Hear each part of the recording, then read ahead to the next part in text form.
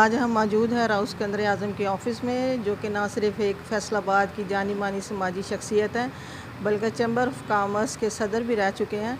उनसे हम पूछते हैं कि आज जो इंडस्ट्री का हाल है, बिजली की वजह से, लोड शेडिंग की वजह से जो ताजर इतने परेशान हैं, उसके बारे में उनके क्या ख़्यालात हैं। जी राना साहब, अस्सलाम वालेकुम। वालेकुम सलाम जी। जैसे आपने अपने जो सवाल किया उसका जवाब तो ये है कि देखें, हाईएस्ट जो रेट हैं अपना इलेक्ट्रिसिटी के, गैस के और डॉलर के, और इन वजूहात की वजह से इस वक्त जो कारोबार हैं, बिज़नेस है, वो बहुत प्रॉब्लम्स में है। तो गवर्नमेंट को क्या करना चाहिए और किस तरह जो बिज़नेस है वो बेहतरी की तरफ जा सकता है, हमारी मईशत मजबूत किस तरह हो सकती है। नंबर एक तो जो अनस्टेबिलिटी है डॉलर्स की, उसको कंट्रोल किया जाए।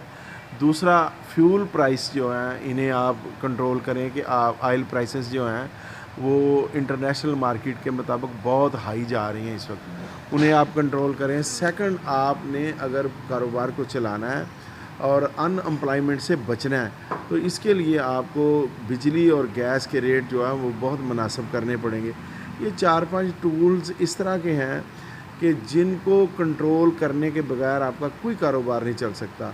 और अगर आपकी एक्सपोर्ट इंडस्ट्री बंद हो जाएगी, आपके कारोबार लोकल इंडस्ट्री, देखें, एक्सपोर्ट इंडस्ट्री एक वो है कि जो आपके मुल्क को चलाती है, लेकिन आप एक कंज्यूमर मार्केट भी हो। 25 करोड़ लोगों की अपनी एक मार्केट है जिसकी ज़रूरियात ज़िंदगियाँ, और उसको फुलफिल कौन करेगा? आपकी लोकल इंडस्ट्री करेगी। अच्छा, यहाँ पे अब दो तरह का तज़ाद नज़र आ रहा है कि एक, आप एक्सपोर्ट इंडस्ट्री को सब्सिडाइज जो रेट हैं 20 रुपये पर यूनिट आपने कर दिया, बहुत अच्छा किया, चूँकि आप रीजन में कंपीटेटर नहीं रहेंगे। और रीजन में अगर आप चाइना, बांग्लादेश और इंडिया से अगर आपके कास्ट रेट ज़्यादा होगा तो आपकी प्रोडक्ट बाहर सेल नहीं होगी, बहुत अच्छा इक़दाम है। लेकिन इसके साथ साथ जो आपकी लोकल इंडस्ट्री है, एक तरफ बिजली का रेट 20 रुपये यूनिट और दूसरी तरफ आप 60 रुपये यूनिट लें तो वो भी सर्वाइवल उनका भी नहीं हो सकता। तो इसलिए गवर्नमेंट को ये सारी चीज़ें सोचनी चाहिए कि अब आपने जो महंगे तरीन बिजली घर लगाए थे वो आवाम को तो नहीं पता था, आपने लगाए हैं। कैपेसिटी चार्जेस एग्रीमेंट में आपने डाले हुए हैं। तो ये सारी चीज़ें जब आप इस मुल्क के लिए करते हैं, आप ज़्यादा से ज़्यादा हाइडल की तरफ जाएं और दूसरा सोलर की तरफ जाएं। इन रेट्स को कम करें। कारोबारी जो बातें हैं उनके साथ साथ मैं समझता हूँ मेरी ज़िम्मेदारी है कि मैं पाकिस्तानियों की बात भी करूँ, गरीब लोगों की बात भी करूँ, डोमेस्टिक जो घरेलू सार्फिन है उनको भी आपने इस तरह के बिल भेज दिए हैं और इतना ज़्यादा हाई रेट कर दिया है कि लोगों की जो कुव्वत इस्तात है देने की, वो नहीं रही। अब एक 15 से लेके 30,000 रुपये तक जिसकी सैलरी है, 2-4 उसके बच्चे हैं, और उसके बाद आप देखें कि वो किस तरह सर्वाइवल कर सकता है। वो बच्चों की फ़ीसें पे करे, वो इलेक्ट्रिसिटी बिल पे करे, या ग्रोसरी का चले।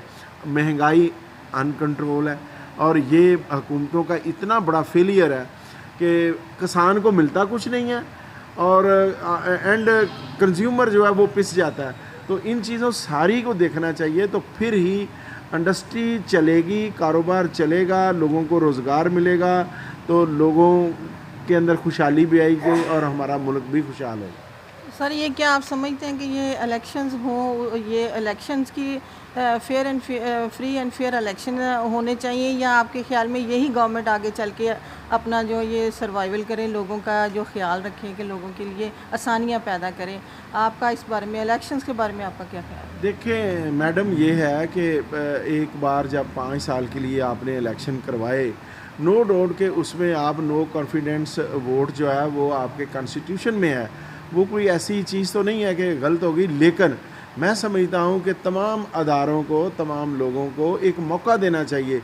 अगर वो फेलियर हुकूमत होती है तो उसका, हाँ, आपका मुल्क अनस्टेबल नहीं होना चाहिए।